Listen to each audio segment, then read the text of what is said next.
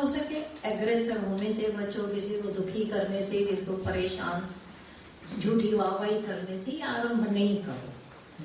और अंदर वाला गवाही देता है, पर जहां तुम करना ही है कर्तव्य, मैं कैसे करूं? कृष्ण ने मना की है, कृष्ण ने तो और भी मना की है, वो क्यों नहीं सुनते हो? अहंकार की मना की है, कर्ता भाव की, पहले वो तो करो।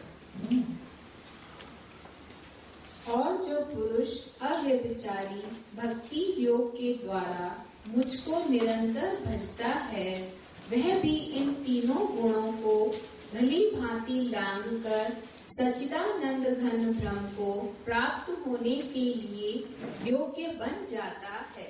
और क्वालिफाइड करके दिया, ये भगवान सब जगह सच्चिदानंद घन, अव्यभिचारी भक्ति योग, हे भगवान भगवान भगवान परमात्मा। सच्ची भक्ति क्या है? अव्यभिचारी, एक परमात्मा के सिवाय दूसरा न देखना। गजेव राम भजेव राम सर्वत्र राम। अब कौन गुणों को गुण हावी नहीं होंगे उस पर? अव्यभिचारी भक्ति को नीचे किया। हाँ। केवल एक सर्वशक्तिमान परमेश्वर वासुदेव भगवान को ही अपना स्वामी मानता हुआ स्वार्थ और अभिमान को त्याग कर श्रद्धा और भाव के सहित परम प्रेम से निरंतर चिंतन करने को अव्यभिचारी भक्ति योग कहते हैं। पहले अर्जुन की मोटी बुद्धि है ना, हर अर्जुन की। तो क्या समझाया? जैसे एक पतिव्रता नारी, पहले वाले श्लोक में। अभी अर्जुन समझ गया है, तो और अव्यभिचारी भक्ति को केवल भगवान के सिवाय दूसरा न देखना। तो निरंतर था। और जो पुरुष अव्यभिचारी भक्ति योग के द्वारा मुझको निरंतर, फिर वो निरंतर आ गया।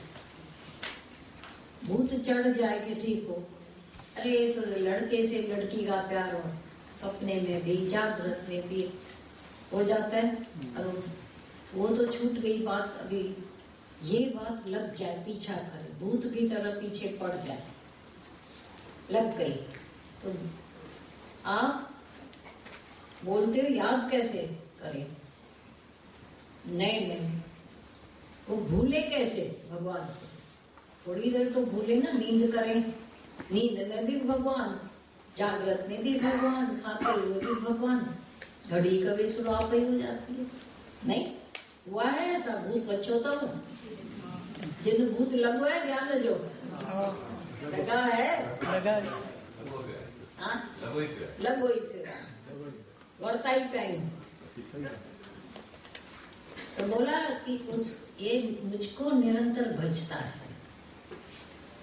एक जगह आकर कबीर ने बोला कि भला हुआ जो हरि विसरा, सिर से टली बला, अब वो हमको भजे, मैं पाऊं विश्राम।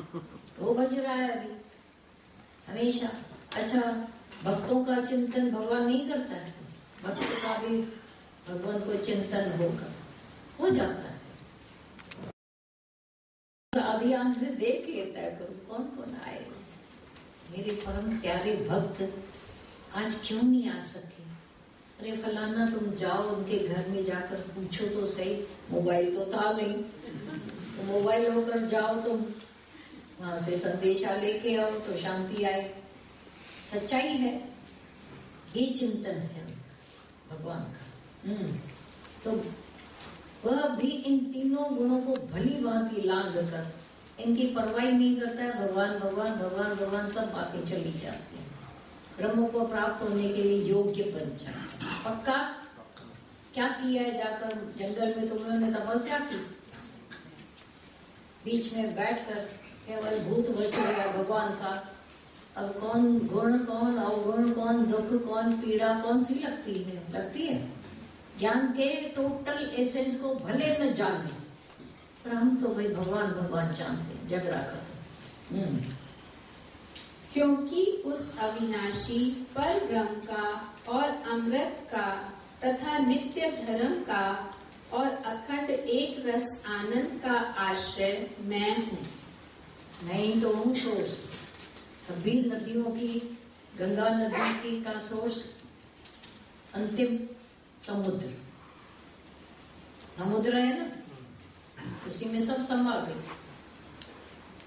ऐसे ही भगवान में सब समाये पड़े। पक्का? तो एक भगवान को पकड़ा।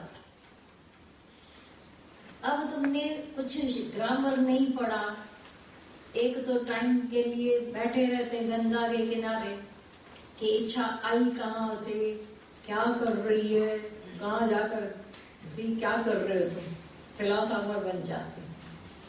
दूसरे भोले भाव मिले रख रहा है, गजे ब्राह्म बजे ब्राह्म, दोनों का रिजल्ट एक, शायद इसका ज्यादा अच्छा। तो बोला जबकि मैं ही सबका आश्रय स्थान हूँ, मेरे में ही सब आकर समाते हैं, तो मेरी भक्ति जिसने की, मेरे में ही प्राण उसके अर्पण है, स्मरण कर रहा है, तो समझो उसने सब कुछ करता। अलग से छोटा छोटा नहीं करता है, पूरे को पकड़ता। राजा को पकड़ लिया किसी ने, तो दास दासियां किसके हुए? और एक फसलेंडी को पकड़ा जाकर किसी ने, छोटे में छोटी, और वो अपना सोर्स बड़ा करना चाहता है, नहीं होगा। ऐसे जो भगवान को पकड़ लिया, राजाओं के राजा महाराजा भगवान को, अब सब उसके अधीन हो गया। मन भी उसके अधीन, चित्त भी अधीन, अहंकार भी अधीन, बुद्धि भी अधीन, परमात्मा के अधीन। ऐसे अलग अलग साधना करो, मर जाते पसीने पड़े। अध्याय पूरा हुआ। गुणत्रय विभाग योगो, 3 गुणों का विभाग करके बताया गया टोटल, और उसे अतीत। हाँ, निर्विघ्न 14। ब्रह्मभूत पर एक स्टोरी है।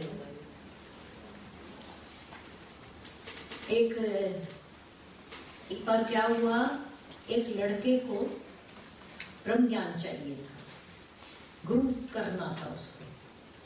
तो घूम घाम के सुना था कहीं यहाँ कोई गुरु रहता है। तो लड़के छोटे और खेल रहे थे, उनसे पूछा यहाँ कोई गुरु मिलेगा? तो बच्चे खेल खेल मस्ती में बोला वहां एक रहता है गुरु, चले जाए। वहां गया तो एक बड़ी बिल्डिंग थी, वो फर्स्ट फ्लोर पर एक बैठा था। तो जाकर के उनके पास पहुंचा, कोई कुछ नहीं और दूसरा कोई व्यक्ति नहीं। ये जाकर पहुंचा तो उस समय वो खाना खा रहा था। खाना जो खा रहा था तो खाली बैठा है, जाकर इसने अपना हाथ फैलाया, ग्राउंड फ्लोर के किचन में से नमक लिया और ऐसा लौटा कर उसमें डाला, खाता ली सब्जी। ये इतना डर गया लड़का, बोला कि किसके पास लड़कों ने मेरे साथ कौन सी ऐसी दुश्मनी की है, क्यों भेजा है, ना कांपने लगा। तो उस गुरु ने बोला तुम कांपो नहीं, मुझे एक पिछले जन्म में श्राप मिला था। क्यों मिला था? कि मैं गुरु से ज्ञान तो ले लिया मैंने पूरा, लेकिन किसी को दिया भी नहीं, और कभी गुरु की वाखाण प्रशंसा भी मेरे मुख से नहीं हुई। न गुरु के सामने हुई, न गुरु के कोई भक्त बनाए जो मैंने जाकर उनके उसमें बांटा। तो कृतज्ञता का दोष लग गया था मुझे। तो गुरु ने बोला जाओ तुम ब्रह्मभूत बन जाओ, शक्तियां तुम्हारे पास रहेंगी, लेकिन अजीब तुम रहोगे। तो ये अभी मुझे ये एक श्रापित जीवन में जी रहा हूं। ये ब्रह्म स्वरूप होकर भी भूत की जैसी लाइफ मेरी है, या भूत बंगले में मैं बैठा हूं। अब तुम आए हो, तुम मुझे छुड़ाओगे कैसे? तो बोला तुम सत्संग सुनते जाओगे, मेरे ये कृतज्ञता का दोष कम हो जाए। तो एक शांति तो उसको आई, वो सत्संग सुनने लगा, ब्रह्म ज्ञान उसको मिलता गया। और गुरु के कृतज्ञता के दोष खत्म होते गए और उसके प्राण भी छूट गए। लास्ट में बोलता गया, तुम ब्रह्मभूत नहीं बनना, तुम ये कर्जा चुकाते जाओ। क्यों? ऋषि ऋण है हमारे ऊपर, अवतारों का, अपने गुरु का, ऋषियों का, शास्त्रों का ऋण चढ़ा हुआ है। गुरु तो हमसे लेगा नहीं, लौटा कर लेता नहीं है, निष्काम। तो बोला जाकर के दूसरों को, मानो दूसरों को दूसरा नहीं जानकर, पर ये एक अपना आप जानकर उनमें बांटते थे, खुद के उद्धार के लिए। ये तो तुम्हारा उद्धार नहीं, तो भी अहंकार नहीं करेगा व्यक्ति, क्योंकि उद्धार करना है। तब तक उद्धार नहीं होगा, खाली गुरु के संग से भी उद्धार नहीं होता है। लेकिन जब तुम्हारा ये कर्जा चुकती हो, तो अभिमान नहीं करना, पॉजिटिव मूड नहीं रखना, केवल एक धारणा से कि मैं गुरु का उतरेगा तब भी नहीं, लेकिन थोड़ा हल्का होगा। अच्छा, लेना चाहिए मंदिरों को।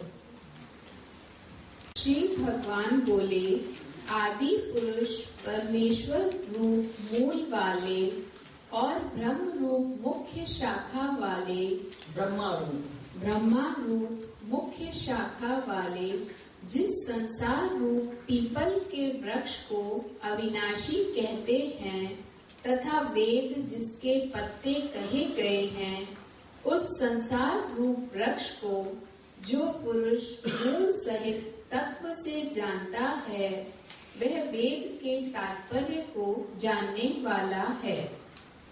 पूरा क्लियर किया, अब तो दिया है। हाँ। आदि पुरुष नारायण वासुदेव भगवान ही नित्य और अनंत तथा सबके आधार होने के कारण और सबसे ऊपर नित्य धाम में सगुण रूप से वास करने के कारण ऊर्ध्व नाम से कहे गए हैं, ऊर्ध्व नाम से कहे गए हैं। और वे मायापति सर्वशक्तिमान परमेश्वर ही इस संसार रूप वृक्ष के कारण हैं। इसलिए इस संसार वृक्ष को ऊर्ध्व मूल का वाला कहते हैं। पेड़ होता है, सारे संसार के पेड़, तो मूल नीचे है, शाखाएं ऊपर हैं, फूल ऊपर, फल ऊपर। अब आओ इस पेड़ को, इसका मूल ऊपर है, परमात्मा यहाँ वास करता है पक्का। तो ये ऊर्ध्व मूल, अधो शाखा, दुनिया का जो पेड़ है वो अधो मूल, ऊर्ध्व शाखा। अधो मूल माना नीचे है, मूल दुनिया के पेड़ों का और शाखाएं ऊपर। अब ये जो पेड़ है, ये हर एक इसके ऊर्ध्व मूल माना ऊपर मूल है परमात्मा, शाखाएं नीचे, संसार नीचे है। दक्षिणायन में संसार है, संसार भाव है, ऊर्ध्व में ऊपर तुम रहते हो, ऊंचे ते ऊंचा। आत्मा उत्तरायण, वो दक्षिण, ऊर्ध्व मूल अधो शाखा, ये बोला है बराबर। सीधी उल्टा पेड़, हाँ एक्चुअल वो उल्टा पेड़ है संसार, व्यक्ति सीधा, पर क्योंकि संसार के भेंट में ये उल्टा है। हाँ। उस आदि पुरुष परमेश्वर से उत्पत्ति वाला होने के कारण तथा नित्य धाम से नीचे ब्रह्मलोक में वास करने के कारण हिरण्यगर्भ रूप ब्रह्मा को परमेश्वर की अपेक्षा अधः कहा है, और वही इस संसार का विस्तार करने वाला होने से इसकी मुख्य शाखा है। इसलिए इस संसार वृक्ष को अध शाखा वाला कहते हैं। अब मूल तो परमात्मा, आदि मूल कारण परमात्मा, उससे एक अलग मोटी शाखा ब्रह्मा, मैंने ऑर्डर दिया ब्रह्मा को, तो ये ब्रह्मा उसकी एक नीचे की शाखा डाली, हुई। अब उसके बाद ये सारा संसार पत्ते डालियां बंद हो गए और छोटे छोटे पत्ते, तो ये सारा जो उल्टा वृक्ष दुनिया का, या तुम माना आज अगर तुम ब्रह्म रूप में आ गए तो जो ब्रह्मा भी तुमसे छोटा होगा। क्रिएटर तुम जो बनते हो तो ब्रह्मा होवे, विष्णु होवे, शिव होवे, सात लहर पंहिंजी भाया। ब्रह्मा विष्णु शंकर सात लहर पंहिंजी भाया, क्योंकि कुछ न कुछ कार्य में वो कर गए थे। तू निराकार निर्वैर होकर के देखो, अपने स्वरूप में आओ, पक्के हो जाओ, जानकर पक्के हो जाओ। तो ये आदि पुरुष परमेश्वर से उत्पत्ति वाला होने के कारण ब्रह्मा पैदा हुआ निराकार से, फिर उसने ये दुनिया बनाई। तो बोला नित्य धाम से नीचे ब्रह्म लोक